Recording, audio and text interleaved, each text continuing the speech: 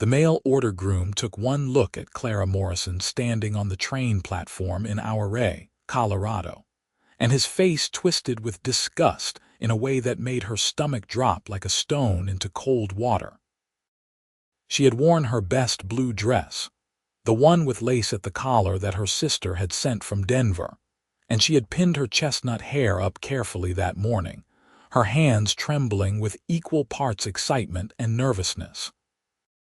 She had exchanged letters with Gerald Pemberton for 6 months, and his words had been kind and hopeful, speaking of building a life together in the mountains, of finding companionship in this wild territory. But the man who stepped off that train in the spring of 1882 bore little resemblance to the thoughtful correspondent she had imagined. "You didn't mention in your letters that you were so substantial," Gerald said, his voice loud enough that several people on the platform turned to stare. Clara felt her cheeks burn with humiliation. She was not a small woman, that much was true. She stood 5 feet 7 inches tall with curves that her mother had always called healthy and her father had called strong. She had worked the family ranch for years before her parents passed, and her body reflected that labor. She had never considered herself beautiful, but she had never thought herself repulsive either. "I beg your pardon," Clara managed to say, her voice barely above a whisper. Gerald looked her up and down with undisguised distaste. "I expected someone more delicate, more refined, someone who looks like a proper lady, not a farmhand." He picked up his leather bag from where the porter had set it. "I think there has been a significant misunderstanding here." Clara felt tears prick at her eyes, but she refused to let them fall, not here in front of half the town. "We had an agreement, Mr. Pemberton. I sold my family's property in Kansas to come here and establish a home. You said in your letters that you had purchased land and needed a wife to help build a future."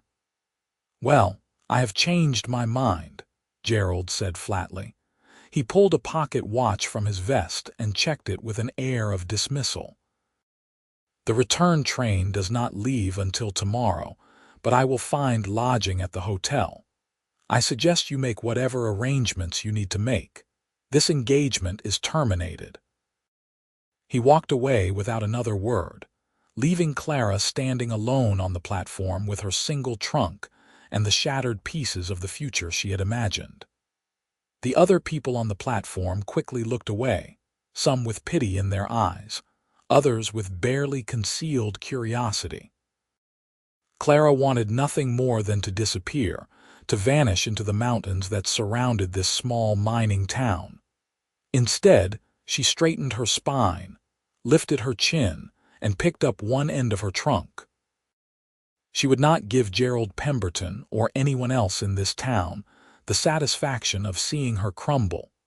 The boarding house where she had arranged to stay until the wedding was run by a widow named Mrs. Beatrice Fletcher, a practical woman in her 50s with sharp eyes and a no-nonsense manner. When Clara arrived, dragging her trunk up the steps, Mrs. Fletcher took one look at her face and ushered her inside without questions. "The room is yours for as long as you need it," Mrs. Fletcher said, pouring Clara a cup of strong coffee in the small parlor. "I heard what happened at the station." News travels faster than wildfire in a town this size. Clara wrapped her hands around the warm cup, grateful for something to hold on to. "I don't know what I am going to do," she admitted. "I used most of my money to travel here and to pay for the arrangements. I cannot afford to return to Kansas, and even if I could, I sold the ranch. I have nowhere to go back to." Mrs. Fletcher sat down across from her, her expression thoughtful. "Can you cook?" "Yes, madam." "And clean and keep accounts and tend animals and fix fences, and just about anything else a ranch requires." "Then you will find work here," Mrs. Fletcher said firmly. "Ouray is a growing town. We have miners coming through constantly, and many of them need meals and laundry services. The Silver Bell Saloon is always looking for help in the kitchen, And old Mr. Henderson, who runs the general store, mentioned just yesterday that his back is giving him trouble, and he needs someone to help with the heavy lifting and inventory. Clara felt a small spark of hope kindle in her chest. Do you really think someone would hire me? I know they would. You are not the first woman to come west with plans that fell through, and you will not be the last. The difference is whether you let it break you or whether you build something new. Mrs. Fletcher stood and brushed her hands on her apron. Get some rest tonight. Tomorrow we will go talk to some people. That night, Clara lay in the narrow bed in her rented room and stared at the ceiling, listening to the unfamiliar sounds of the town settling around her. She could hear music drifting up from one of the saloons, the distant whinny of horses, and somewhere closer, the murmur of voices from other boarders. She thought about Gerald's cruel words, about the way he had looked at her as if she were something distasteful he had found on the bottom of his shoe. Part of her wanted to believe he was right, that there was something fundamentally wrong with her. But a stronger part, the part that had survived losing both parents within a year of each other and had managed a ranch alone for 2 seasons, refused to accept that judgment. She was not perfect, but she was capable and strong and deserving of respect. If Gerald Pemberton could not see that, then perhaps she was better off without him. No matter how terrifying her current situation might be, the next morning, Clara woke early and dressed in her most practical outfit, a simple brown skirt and white shirtwaist. Mrs. Fletcher had breakfast ready, and they ate together before setting out into the town. Ouray was nestled in a valley surrounded by towering peaks, and even in late April, snow still capped the highest mountains. The town itself was a mix of sturdy wooden buildings and newer brick structures, evidence of the silver mining boom that had brought prosperity to the area. Their first stop was Henderson's General Store, a long building that smelled of leather, tobacco, and the sharp tang of pickles from an open barrel near the counter. Mr. Henderson was a stooped man with wispy white hair and hands twisted with arthritis. This is Clara Morrison, Mrs. Fletcher said by way of introduction. She is new to Ouray and looking for work. She has experience with inventory and heavy labor. Mr. Henderson looked Clara up and down, but his assessment was nothing like Gerald's cruel examination. He seemed to be evaluating her capabilities rather than her appearance. Can you lift a 50-pound sack of flour? Yes, sir, Clara said. Can you do arithmetic in your head? Yes, sir.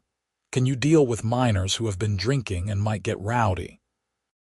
Clara thought about some of the ranch hands her father had employed over the years. I can handle myself. Mr. Henderson nodded slowly. I can offer you $4 a week plus Sunday afternoons off. You would work 6 days, opening at 7 in the morning and closing at 6 in the evening with an hour for lunch. I need someone who can receive shipments, stock shelves, help customers, and keep the books. $4 a week was not much, but it was more than Clara had at the moment. I accept, Mr. Henderson. Thank you. Start tomorrow, he said, then turned back to the ledger he had been working on. The matter settled. As they left the store, Clara felt the tight band around her chest loosen slightly. She had employment. She had a place to stay. She would survive this, even if survival was not quite the same as the future she had imagined. Over the following weeks, Clara settled into a routine. She worked long days at the general store, learning the inventory and the rhythms of the town. Mr. Henderson was a fair employer, and though he was not warm, he was appreciative of her work. She proved herself capable of handling the heavy shipments that arrived by freight wagon, and her neat handwriting and accurate arithmetic made the bookkeeping much easier for him. The miners who frequented the store treated her with varying degrees of respect, but Clara learned quickly which ones to watch and which ones were harmless. She took her meals at the boarding house, where Mrs. Fletcher proved to be good company and a source of endless information about the town and its inhabitants. In the evenings, Clara would sit in her room and read by lamplight, or sometimes she would join Mrs. Fletcher and the other boarders in the parlor for conversation. It was not the life she had planned, but it was a life, and Clara found a certain satisfaction in her independence. She no longer waited for Gerald Pemberton to define her worth. She had heard through the town gossip that he had indeed left on the train the day after his arrival, and had written a letter to the minister, who was supposed to perform the wedding ceremony, officially breaking the engagement. Clara had felt a brief pang at the news, not of heartbreak but of relief that the matter was finally closed. It was on a Saturday morning in mid-May, about 3 weeks after her arrival in Ouray, that everything changed. Clara was restocking shelves near the front of the store when she heard the door open, and the jingle of the bell Mr. Henderson had hung above it. She turned to greet the customer and found herself looking up at one of the tallest men she had ever seen. He stood well over 6 feet, with broad shoulders and the lean, muscular build of someone who spent his days doing hard physical labor. He wore dusty work clothes, scuffed boots, and a wide-brimmed hat that he removed as he entered, revealing dark brown hair that curled slightly at his collar. But it was his eyes that caught Clara's attention, a warm hazel color that seemed to take in everything with a calm, steady gaze. "Morning," he said, his voice a deep rumble. "I am looking for some supplies. Fence wire, nails, and about 20 feet of rope." "I can help you with that," Clara said, setting down the canned goods she had been arranging. "The wire and rope are in the back. How thick do you need the rope?" "Half-inch should do," he said, following her toward the rear of the store. "You are new here, are you not?" "I do not think we have met before." "I have been in Ouray about 3 weeks," Clara said, locating the spool of rope and measuring out the length he needed. "I work for Mr. Henderson now." "I am Nathan Zimmerman," he said. "I have a ranch about 5 miles south of town. I do not make it into Ouray more than once or twice a month, so that explains why we have not crossed paths." Clara handed him the coiled rope and moved to the shelf where the nails were stored. "What kind of ranch do you have, Mr. Zimmerman?" "Cattle mostly, and some horses." "It is not a large operation yet, just me and one hired hand, but we are building it up." He took the box of nails she offered and examined them. "These will work, and please call me Nathan. Mr. Zimmerman makes me sound like my father." Clara found herself smiling despite herself. There was something easy and genuine about Nathan Zimmerman that put her at ease. "I am Clara Morrison. Pleased to meet you, Clara Morrison." He tipped his head in a gesture that was almost a bow. "I appreciate your help with the supplies." As Clara tallied up his purchases and wrapped the items, she was aware of Nathan watching her with that same calm, steady gaze. It was not intrusive or uncomfortable, just observant, as if he were the kind of person who paid attention to the world around him. "Will that be all?" Clara asked, naming the total price. Nathan paid and gathered his purchases. "Actually, I was wondering if you could recommend a place to get a decent meal. I have a few more errands to run in town, and I would like to eat something that is not my own cooking for a change." "The Ouray Hotel has a dining room that serves good food," Clara said. "Or there is a smaller restaurant on Main Street called Dorothy's that is quite popular." "Have you eaten at either place?" Nathan asked. "Dorothy's, yes, Mrs. Fletcher, who runs the boarding house where I stay, took me there last week. The stew was excellent." Nathan nodded thoughtfully. "Would you consider joining me for lunch when you finish work today? I know we just met, but I would appreciate the company, and you could help me navigate the menu." The invitation surprised Clara so much that for a moment she did not know what to say. "I do not finish until 6, she finally managed. "Dinner, then," Nathan said easily. "If you are willing.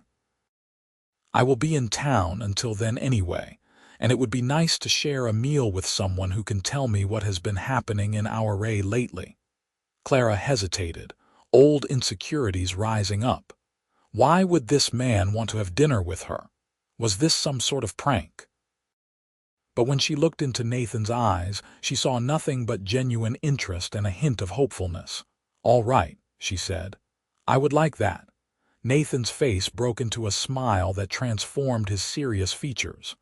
"Excellent. I will meet you here at 6 then." After he left, Clara stood behind the counter feeling slightly dazed. Mr. Henderson looked up from the accounts he had been reviewing. "That is Nathan Zimmerman," he said. "Good man. Honest as the day is long. He came to Ouray about 2 years ago with almost nothing and has been building up that ranch through sheer hard work. If he says he will do something, you can count on it being done." "He invited me to dinner," Clara said, still trying to process the conversation. Mr. Henderson nodded. "Like I said, good man. He would not ask if he did not mean it sincerely." The rest of the day passed in a blur of customers and tasks, but Clara's mind kept returning to Nathan Zimmerman and his unexpected invitation. She told herself not to read too much into it, that he probably was just being friendly, but she could not quite suppress the flutter of anticipation in her stomach. At 6 o'clock sharp, Nathan appeared at the store entrance, his hat in his hands. He had clearly made some effort to clean up, though there was still dust on his boots and his shirt, while clean, was worn soft from many washings. "Ready?" he asked. Clara untied her apron and retrieved her shawl from the hook near the door. "Ready." They walked to Dorothy's through the early evening streets. The sun was setting behind the western peaks, painting the sky in shades of orange and pink.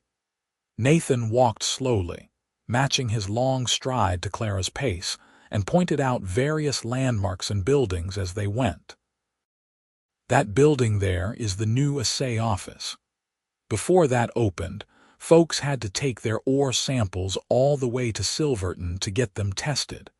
And that house with the green shutters belongs to Dr. Hartwell. He is the only doctor within 20 miles, so everyone in the valley knows where he lives." Dorothy's restaurant was warm and welcoming, with checkered tablecloths and the smell of fresh bread filling the air. Dorothy herself, a plump woman with gray hair and a ready smile, showed them to a table near the window. "Good to see you, Nathan," she said. "And Miss Morrison, welcome back. What can I get you two to drink?" They ordered coffee, and Dorothy brought them menus handwritten on small boards. As they looked over the options, Nathan said, "So tell me, Clara Morrison, what brought you to Ouray? It is not the most common destination for a woman traveling alone." Clara had known the question would come eventually. She took a sip of her coffee, gathering her thoughts. "I came here to get married, actually. I had corresponded with a man who said he had land here and wanted a wife. But when he saw me, he decided I was not what he wanted and left town the next day." She said it matter-of-factly, trying to keep the hurt out of her voice, but she saw Nathan's expression darken. "He was a fool then," Nathan said bluntly. Clara blinked, taken aback by the certainty in his voice. "You do not even know me." "I know that any man who would make a woman travel all the way to Colorado and then reject her based on something as shallow as appearance is not worth your time or tears. I know that you have had the courage to stay in a strange town and build a new life instead of giving up. I know that you handled my order this morning with efficiency and courtesy, and that Mr. Henderson spoke highly of your work. Those things tell me more about your character than your looks ever could." Clara felt her throat tighten with unexpected emotion. "That is kind of you to say." "It is the truth," Nathan said. He leaned back as Dorothy approached to take their orders. After she had left, he continued, I came to Ouray for a fresh start myself. I was raised in Texas, on a ranch that should have gone to me and my brother when my father passed. But my older brother had different ideas. He wanted to sell the land and move to the city, become a businessman. We disagreed strongly, and eventually I realized I had two choices. I could fight my brother for something he did not even want to keep, or I could take my share of the money and start over somewhere new. So you chose Colorado, Clara said. I chose the mountains and the possibility of building something that was entirely mine. It has been hard work, and there have been times when I wondered if I made the right choice, but I have never regretted leaving a situation where I was not valued. He met her eyes across the table. I imagine you might understand that feeling. I do, Clara said softly. More than you know. Their food arrived and they ate and talked. Nathan told her about his ranch, about the challenges of raising cattle in the mountain valleys, about the hired hand named Tom who was young and eager, but still learning. Clara told him about growing up on a ranch in Kansas, about the skills her father had taught her, about the bittersweet experience of selling the property that had been in her family for 2 generations. You miss it? Nathan asked. I miss my parents, Clara said. I miss knowing every inch of the land and having that sense of belonging. But the ranch itself, it was time to let it go. It was too much for one person to manage alone, and I could not afford to hire help. Staying there would have meant watching it slowly fall apart. That takes wisdom, knowing when to hold on and when to let go, Nathan said. As the evening wore on and Dorothy began lighting the lamps against the gathering darkness, Clara realized she had not felt this comfortable with another person in a very long time. Nathan listened when she spoke, asked thoughtful questions, and shared his own experiences with an openness that invited trust. There was no pretense about him, no attempt to impress or dominate the conversation. He was simply himself, and that authenticity was like a balm to Clara's wounded pride. When they finally left the restaurant, Nathan walked Clara back to the boarding house. They stood on the front steps, and Clara found herself reluctant for the evening to end. Thank you for having dinner with me, Nathan said. I enjoyed your company very much. I enjoyed it too, Clara said. More than I expected to, if I am being honest. Nathan smiled. Would you be willing to do this again? I come to town every couple of weeks for supplies. Perhaps we could make it a regular occasion. I would like that, Clara said, and meant it. Over the following weeks, Clara found herself looking forward to Nathan's visits with an anticipation that surprised her. He came to town every other Saturday, and each time he would stop by the general store to purchase supplies and then wait for Clara to finish work so they could have dinner together. Sometimes they went to Dorothy's, sometimes to the hotel dining room, and once, when the weather was particularly fine, they bought sandwiches from the bakery and ate them sitting on a bench near the creek that ran through town. With each meeting, Clara learned more about Nathan and found herself increasingly drawn to him. He was thoughtful and principled, with a dry sense of humor that caught her off guard and made her laugh. He treated her with a respect that she had not realized she was starving for, asking her opinions and listening to her answers as if they mattered. He never made her feel self-conscious about her appearance or her size. Instead, he seemed to appreciate her exactly as she was. One evening in late June, after they had finished dinner and were walking slowly through the town, Nathan said, I was wondering if you would like to see the ranch sometime. It is not much to look at yet, but I am proud of what we have built so far. I would value your opinion, especially given your experience with ranch management. Clara's heart beat a little faster. An invitation to see his ranch felt significant, a step beyond their pleasant dinners in town. I would love to see it, she said. When did you have in mind?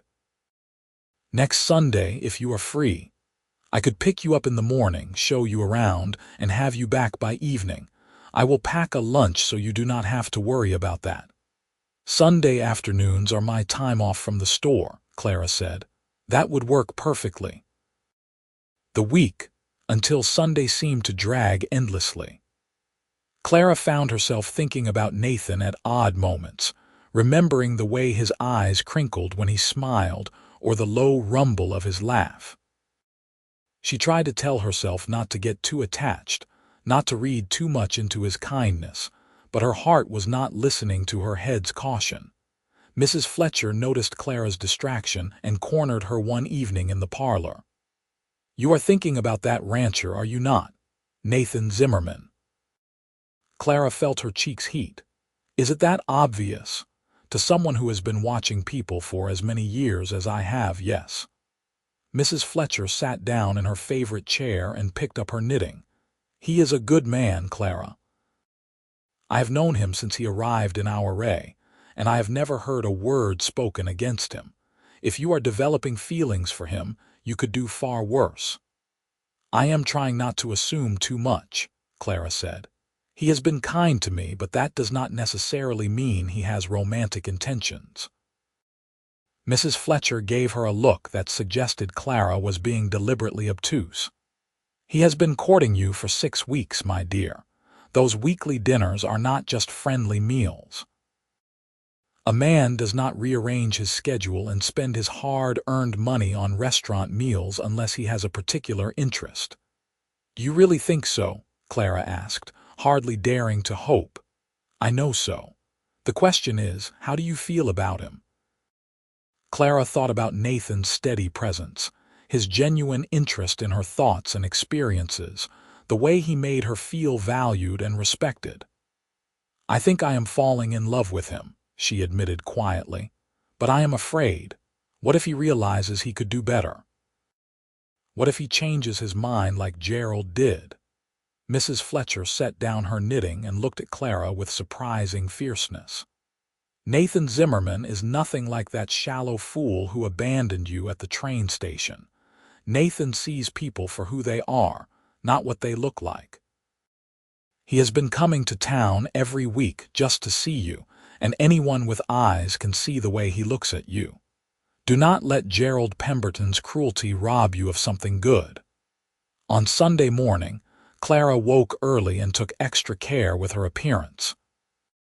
She wore her green dress, the one that brought out the color of her eyes, and braided her hair in a crown around her head. When Nathan arrived at the boarding house with a wagon and a pair of sturdy horses, his face lit up at the sight of her. "You look beautiful," he said simply, offering his hand to help her up onto the wagon seat. The ride to the ranch took about an hour, following a road that climbed gradually into the foothills south of town. Nathan pointed out landmarks along the way, and Clara admired the wild beauty of the landscape. The valley opened up before them, green with early summer grass, and she could see cattle grazing in the distance. The ranch itself consisted of a sturdy log cabin, a barn, a corral, and several outbuildings in various states of completion. It was modest but well maintained, and Clara could see evidence of thoughtful planning in the layout. "The cabin is small but functional," Nathan said as he helped her down from the wagon. "2 rooms and a loft. I built it myself the first summer I was here before the snow came.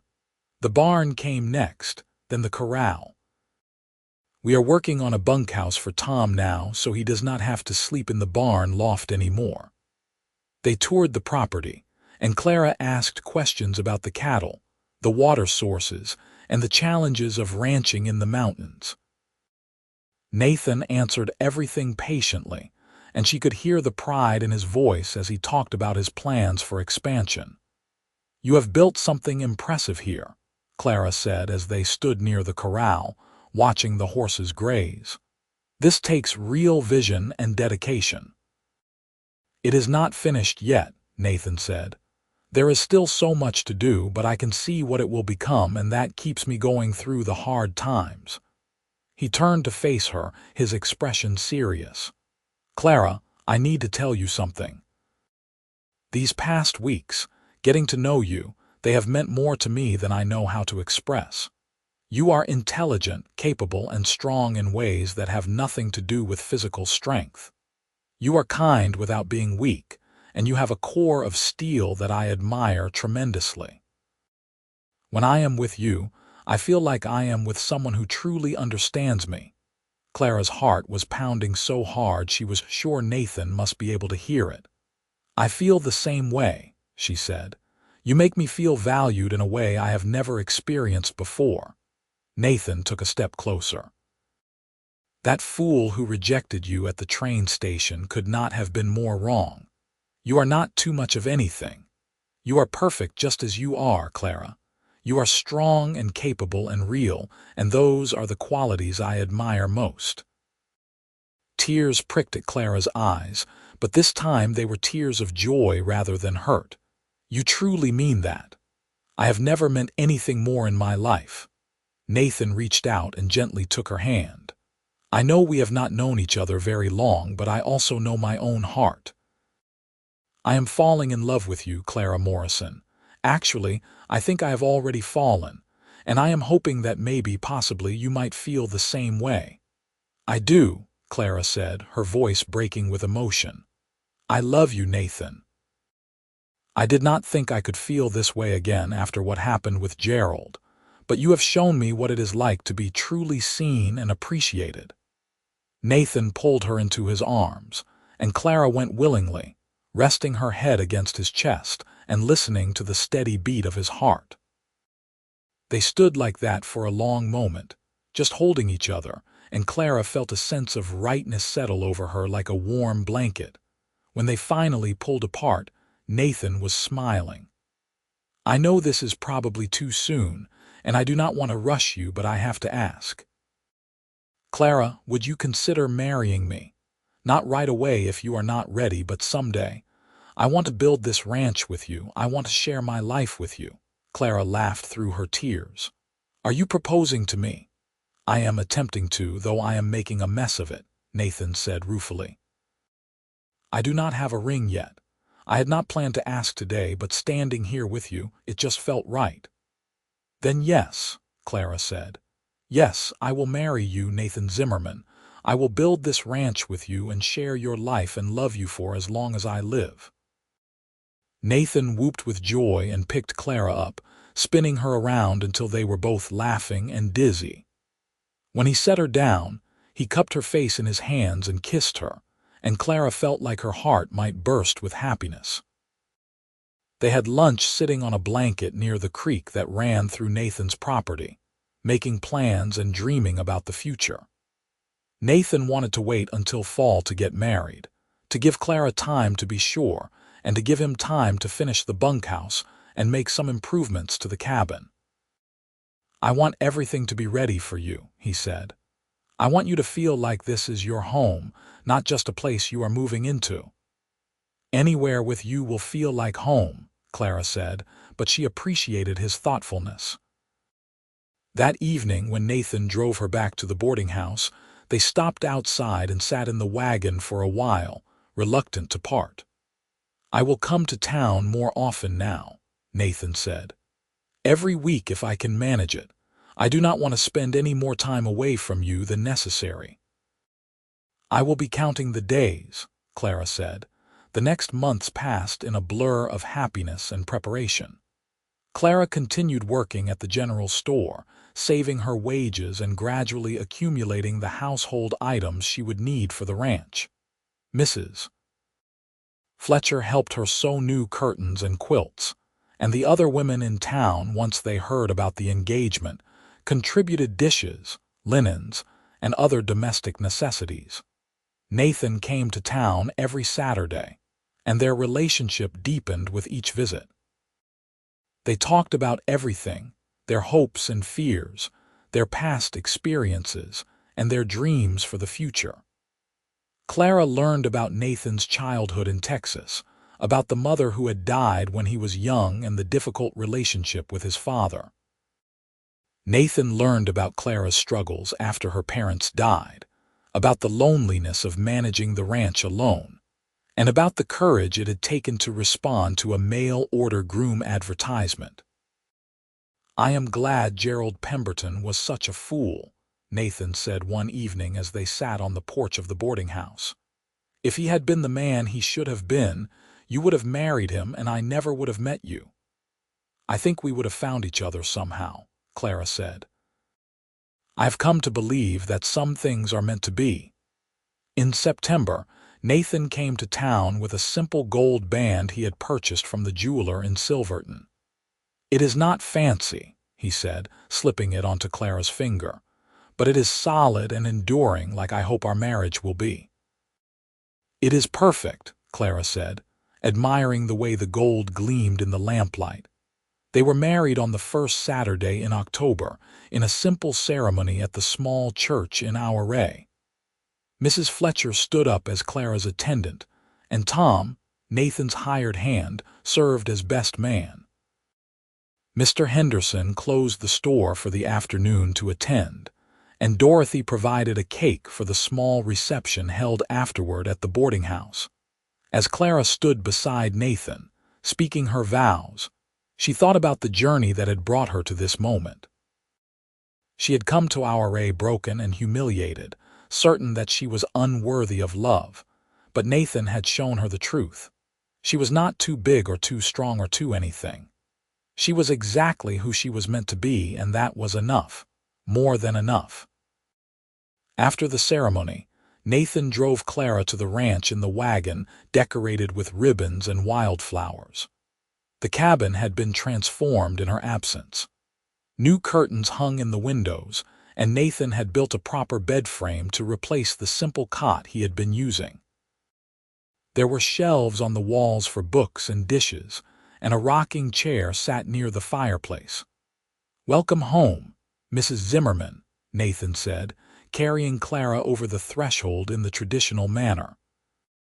That night, as they lay in bed together for the first time as husband and wife, Clara felt a contentment so profound it brought tears to her eyes. "What is it?" Nathan asked, pulling her close. "Are you all right?" "I am more than all right," Clara said. "I am happy, truly, deeply happy. I never thought I would feel this way." "Neither did I," Nathan admitted. "I thought I would build this ranch alone, that I would be content with the work and the land. But you have made everything better. You have made my dreams bigger and brighter." "We will build something wonderful together," Clara said. "We already have," Nathan replied, kissing her forehead. The first year of their marriage was not easy. Ranching in the Colorado mountains demanded long hours and hard work, especially as they prepared for the brutal winter. Clara threw herself into the work with the same energy and competence she had brought to her family's ranch in Kansas. She helped mend fences, tend the cattle, and prepare stores of food for the cold months ahead. She kept the cabin warm and welcoming, cooked hearty meals for Nathan and Tom, and managed the household accounts with the same skill she had demonstrated at the general store. But she was also happy in a way she had never been before. She and Nathan worked side by side, partners in every sense of the word. They made decisions together, supported each other through challenges, and celebrated each small victory. When a late blizzard in April killed 3 calves, they mourned the loss together. When they successfully delivered a difficult breech birth for one of the cows in May, they celebrated with a special dinner. In the summer of 1883, Clara discovered she was pregnant. She told Nathan one evening as they sat on the porch watching the sunset paint the mountains gold and purple. "We are going to have a baby," she said simply. Nathan's face went through a series of expressions, shock, joy, and wonder, before he pulled her into his arms. "Truly, we are going to be parents in the late winter or early spring, Dr. Hartwell thinks," Clara said. "Are you happy?" "Happy does not begin to cover it," Nathan said. "I am terrified and thrilled and grateful all at once." Their son was born on a cold February night in 1884, after a labor that lasted nearly 20 hours. Mrs. Fletcher came to the ranch to assist, and Dr. Hartwell arrived in time to help with the delivery. When Clara finally held the squalling, red-faced infant in her arms, she felt a love so fierce it took her breath away. "He is perfect," Nathan said, his voice choked with emotion as he looked at his son. "What should we name him?" They had discussed names for months, unable to agree on anything. But looking at her son's tiny, determined face, Clara knew immediately. "Joseph," she said, "after your father." Nathan looked at her in surprise. "I thought you wanted to name him after your father if we had a boy." "Your father gave you life, even if your relationship with him was difficult," Clara said. "And by giving you life, he made all of this possible. It seems right to honor that." Nathan kissed her forehead. "Joseph it is then. Joseph Zimmerman." The years that followed were full and rich. The ranch grew steadily, and Nathan hired 2 more hands to help manage the expanding herd. Clara managed the household and raised Joseph, who proved to be an energetic and curious child. In the spring of 1886, Clara gave birth to a daughter they named Margaret, after Clara's mother. 2 years later, another son arrived, and they named him William. The cabin grew too small for their expanding family, and Nathan built an addition, adding 2 more bedrooms and a larger kitchen. Tom, who had been with them from the beginning, built his own small house on the property and married a girl from town.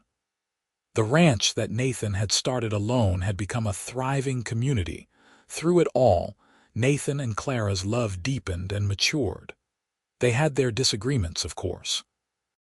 There were times when the stress of ranching and raising children led to short tempers and sharp words. But they had learned to talk through their problems, to forgive quickly, and to remember what they meant to each other. One evening in the summer of 1890, after the children were asleep, Nathan and Clara sat on the porch as they had so many times before. Clara was mending a shirt while Nathan whittled a toy horse for William. "You ever think about that day at the train station?" Nathan asked suddenly. "When Gerald Pemberton rejected you," Clara looked up from her sewing, surprised by the question. "Sometimes," she admitted. "Usually when I need to remind myself how far we have come." "I think about it too," Nathan said, "and every time I do, I am grateful for his stupidity. If he had been even halfway decent, you would have married him and built a life with him, and I would have missed out on the greatest blessing of my life. I used to wish I could go back to that moment and somehow change what happened," Clara said. "I used to imagine Gerald seeing me and smiling, welcoming me, being the man I thought he was from his letters. But I do not wish that anymore. That moment of pain led me to you, and I would not trade what we have for anything." Nathan set down his whittling and moved to sit beside Clara, taking her hand in his. "You know what I see when I look at you? I see the strongest, most capable person I have ever met. I see a woman who can work all day on the ranch and then make a home that feels warm and safe. I see a mother who loves her children fiercely and teaches them to be kind and brave. I see my partner, my best friend, and the love of my life. You are perfect just as you are, Clara. You always have been." Tears pricked at Clara's eyes. Even after all these years, Nathan's words had the power to move her. "You saved me," she said softly. "Not just from a difficult situation, but from the belief that I was not enough. You taught me to see myself differently." "You saved yourself," Nathan corrected gently. "You made the choice to stay in Ouray, to build a new life, to take a chance on me. I just had the good sense to see what was right in front of me."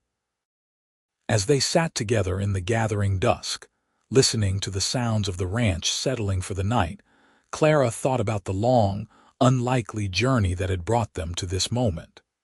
She had traveled to Colorado seeking a future, only to have it torn away by cruel words and shallow judgment. She had rebuilt herself from that pain, found meaningful work, and established her independence. And then, when she least expected it, she had found love with a man who saw her truly and loved her completely. Their story was not the one she had planned, but it was better than anything she could have imagined. It was a story of resilience and second chances, of finding love in unexpected places, and of building a life based on respect, partnership, and genuine affection. It was a story that had started with heartbreak, but had blossomed into something beautiful and enduring. In the years that followed, the ranch continued to prosper. Joseph grew into a serious, thoughtful young man who loved working with the cattle. Margaret inherited her mother's practical nature and her father's steady temperament. William was the adventurous one, always exploring the mountains and dreaming of distant places. In 1893, Clara gave birth to another daughter, Sarah, who completed their family. Clara never lost touch with the people who had helped her during those early difficult days in Ouray. Mrs. Fletcher remained a close friend, and Clara made sure to visit her often, bringing the children to see her and sharing meals together. Mr. Henderson eventually sold the general store and retired, but not before telling Clara that hiring her had been one of the best business decisions he ever made. Dorothy's restaurant became a family favorite, and they celebrated every birthday and anniversary there. As Clara entered her 40s, she sometimes looked back on her younger self, the woman who had stood on that train platform feeling worthless and broken. She wished she could go back and tell that woman what the future held, that the pain she was feeling would transform into something stronger and better.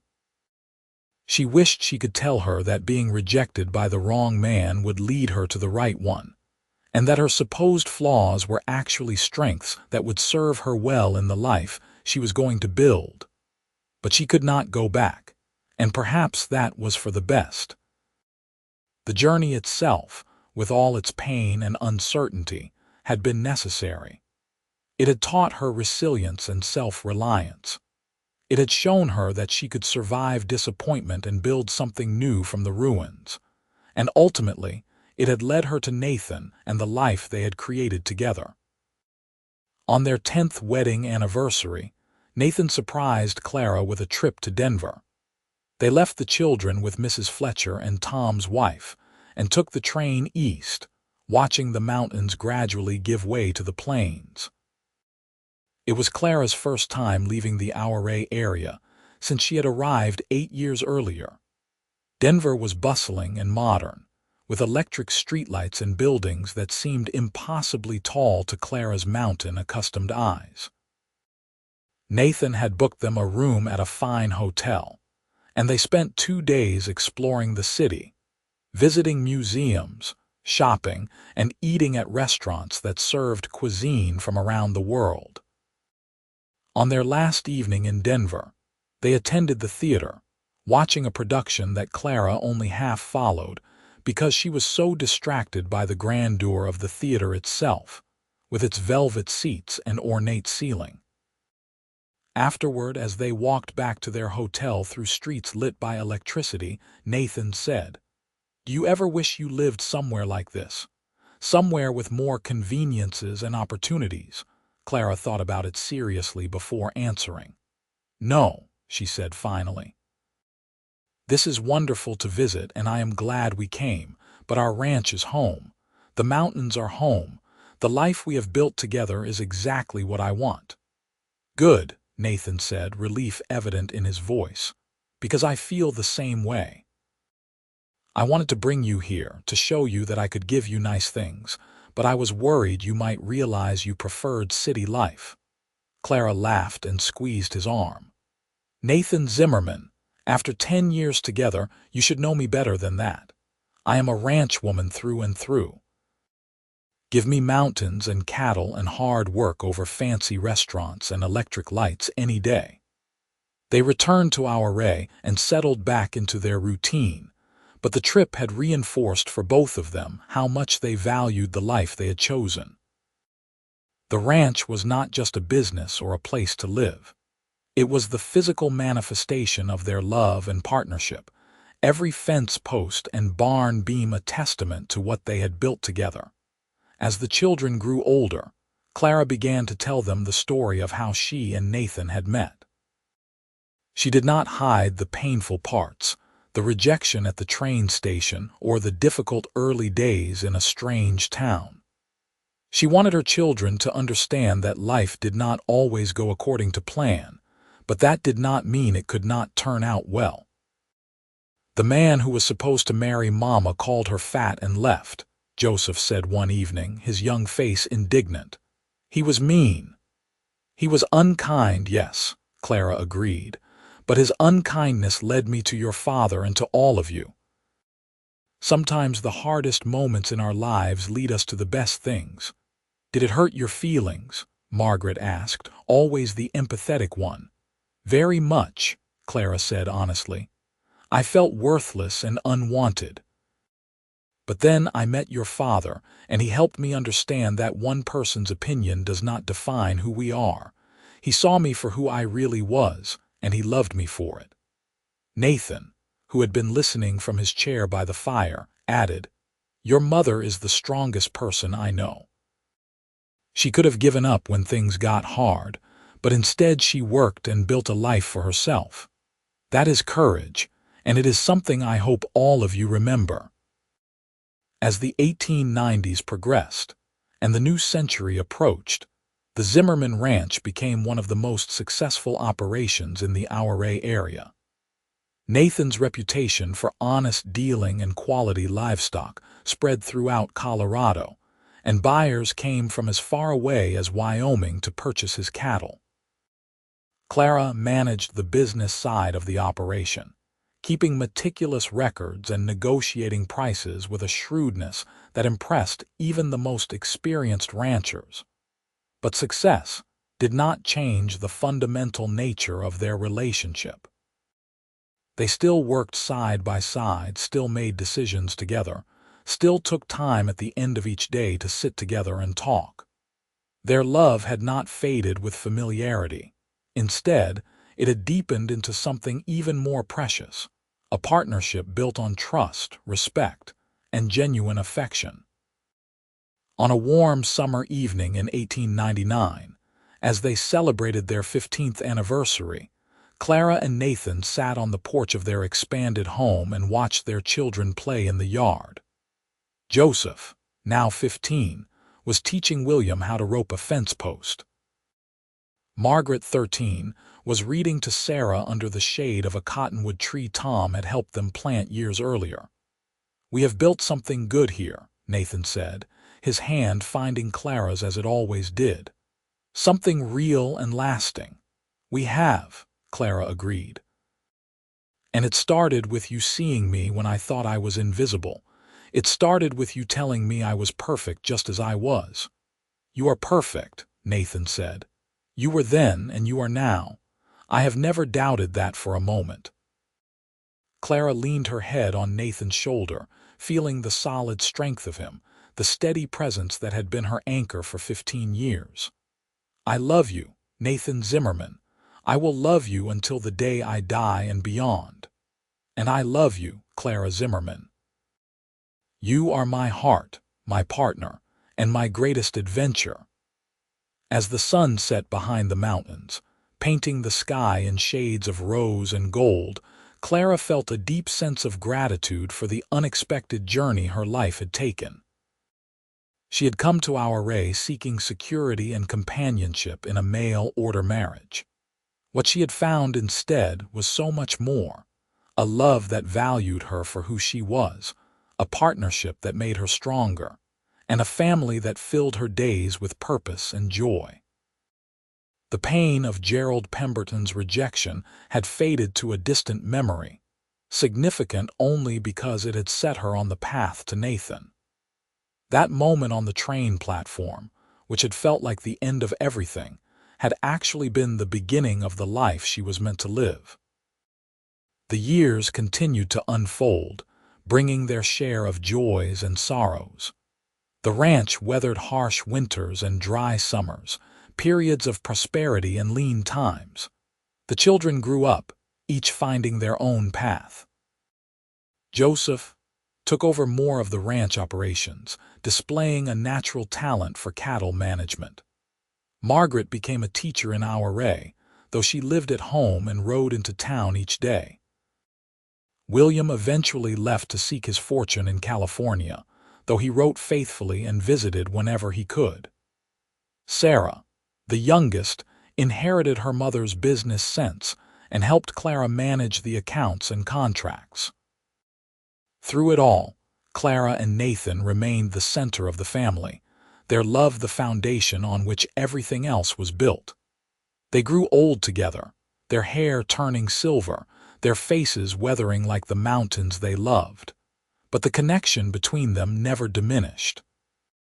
If anything, it grew stronger with each passing year, deepened by shared experiences and tested by challenges overcome together.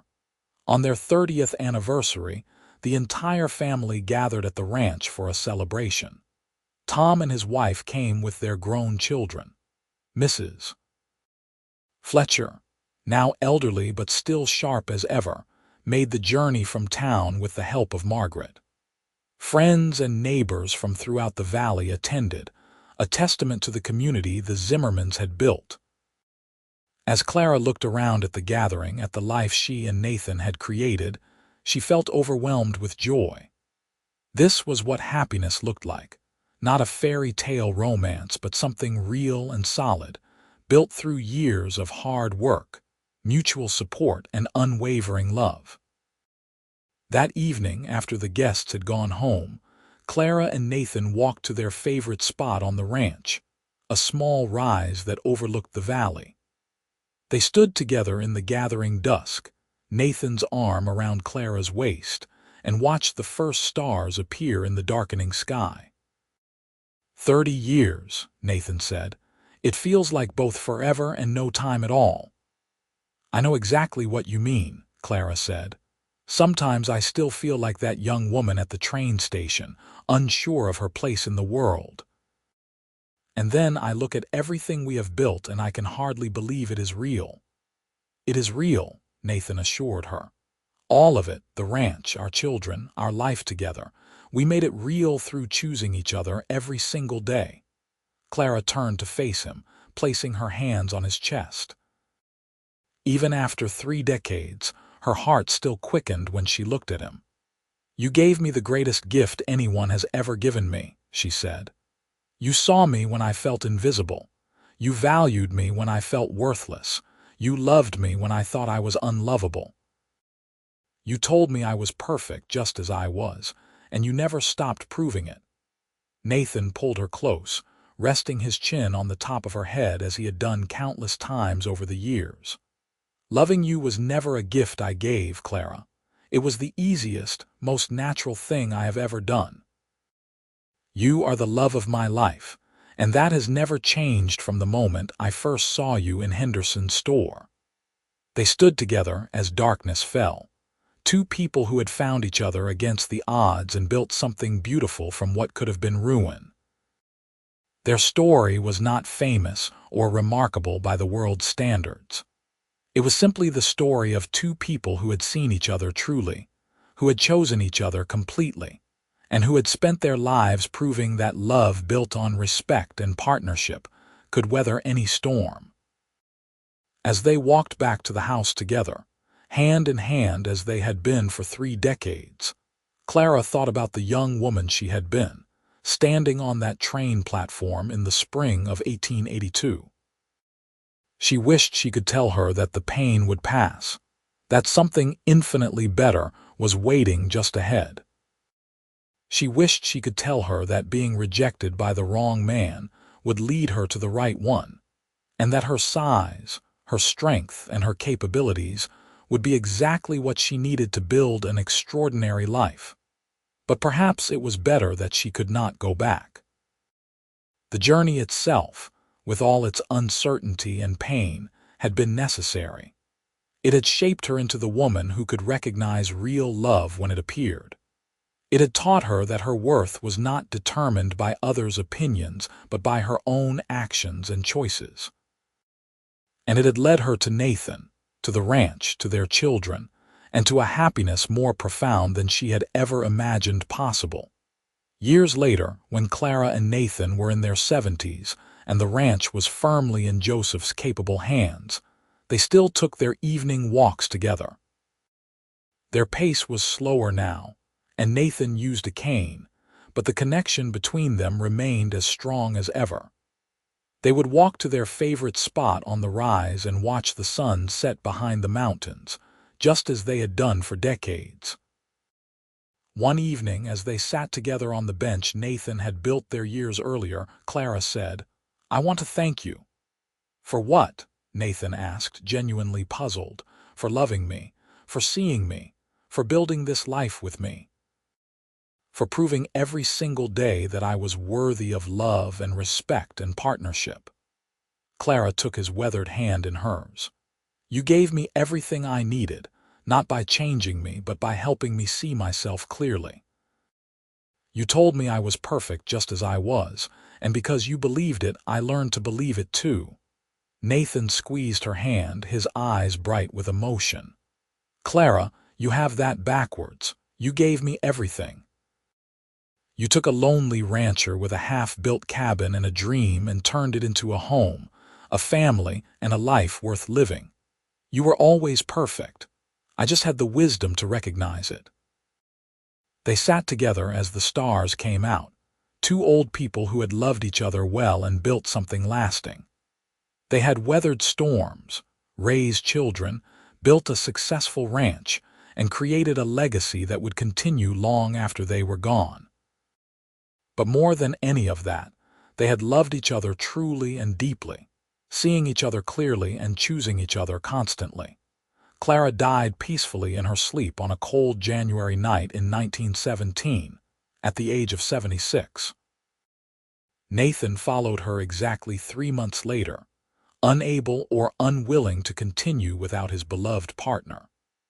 They were buried side by side on the rise overlooking the ranch, in the spot where they had spent so many evenings watching the sun set together. At their funeral, Joseph spoke about his parents' love story, telling the gathered crowd about the mail-order groom who had rejected his mother and the cowboy who had seen her true worth. "My father used to say that my mother was perfect just as she was," Joseph said, his voice thick with emotion. "And he spent every day of their 50 years together proving it.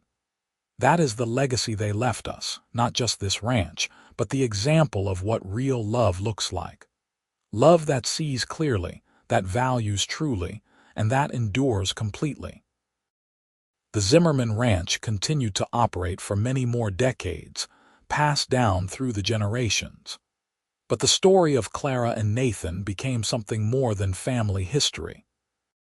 It became a reminder that love could be found in unexpected places, that worth was inherent rather than assigned, and that the cruelest rejections could lead to the most beautiful acceptances.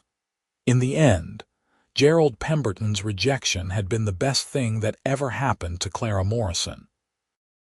It had set her on the path to Nathan Zimmerman, to a love that saw her completely and valued her absolutely, and to a life richer and fuller than any she could have imagined when she stepped off that train in Ouray, Colorado on that spring day in 1882. She had come seeking security and found adventure.